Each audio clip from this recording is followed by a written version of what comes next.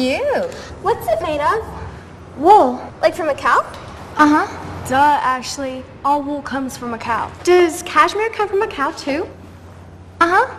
The boy cow or the girl cow? If there's any place that could really use a county fair, it's L.A. The boy cow. Oh, okay. Oh, you mean the one with the tusks.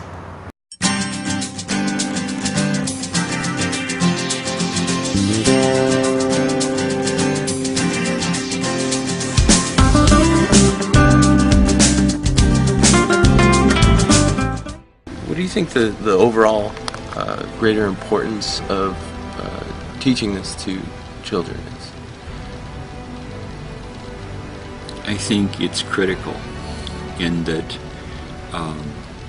many of the students at Venice High School are bused in from the inner city, and their association with plants is absolutely nil. You and I probably recognize the extreme value of plants in an average life, a modern life, from cotton, the air we breathe, the food we eat, the scents we wear. All these different things are an integral part of our lives. Even cavemen buried their dead with flowers. To lose that kind of connection with the earth, with the natural processes that make up being a human being, I think is extremely short-sighted.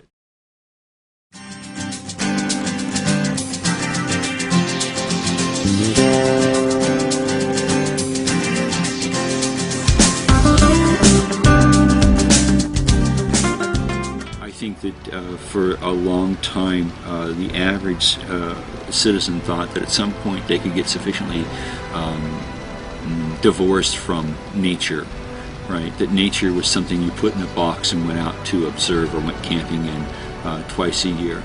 I think today, more than ever, people are actually interested in being a part of and communicating with it.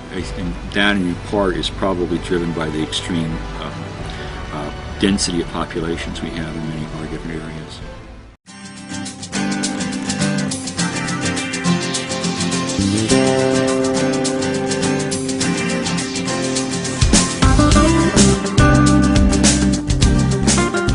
Period.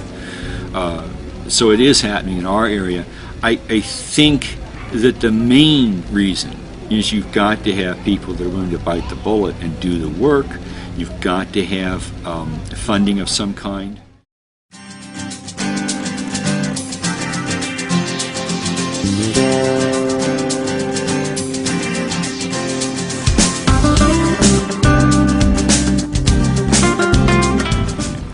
But most people could not make a living doing what I'm doing. So it's not that I'm that dedicated. I'm getting benefit from it, mind you. But I do think you have to have somebody like me or somebody with my skill set that can show up all the time. There's no position for that in the Unified School District. I'm not paid by the Unified School District. I'm paid by soft money, grants, right, and whatever I can teach to or write to pay my way.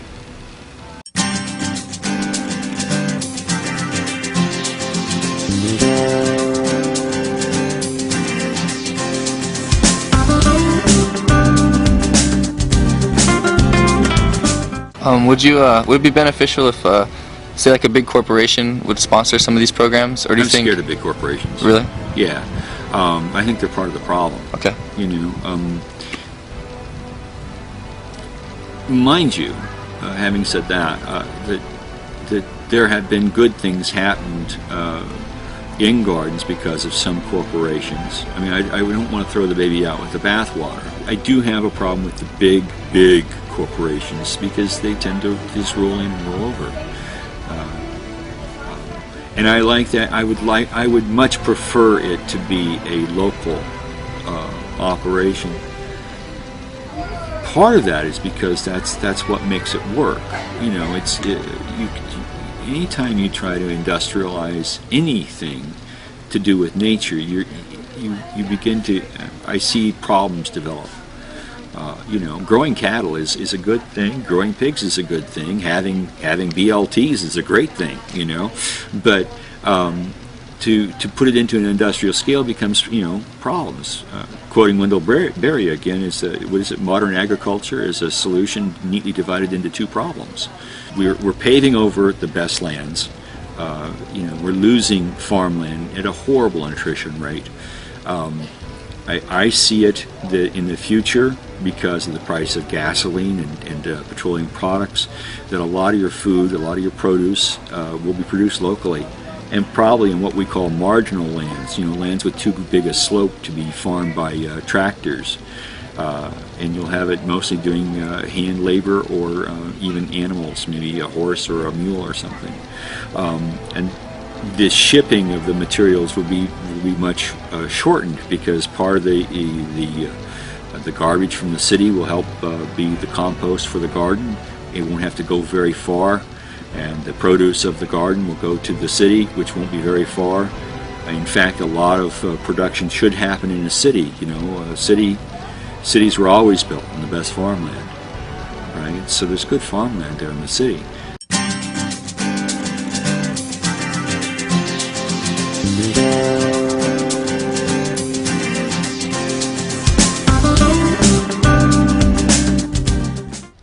Hi, my name is Christine Ramirez. I'm the Development Coordinator here at the Frontier Project Foundation in Rancho Cucamonga. The Frontier Project is a sustainable demonstration building designed to showcase products and systems that can be used by homeowners or business owners to be better environmental stewards. Our goal is to just show that environmental sustainability is achievable by all. It can be expensive or it can be affordable, just depending on what your personal goals are and what your budget is. We try to partner with a variety of community organizations, from the Master Gardeners to Rancho Santa Ana Botanical to Edison, to provide education to the community about ways they can be better environmental stewards. We do that through workshops and tours. We have quite a few school programs where we have high school students, junior high school students come out and do a scavenger hunt and learn about the environment and things that they can do at home. We also have a really fantastic resource library for architects and architecture students to get ideas for product materials and samples that they can use in projects they're working on in the future.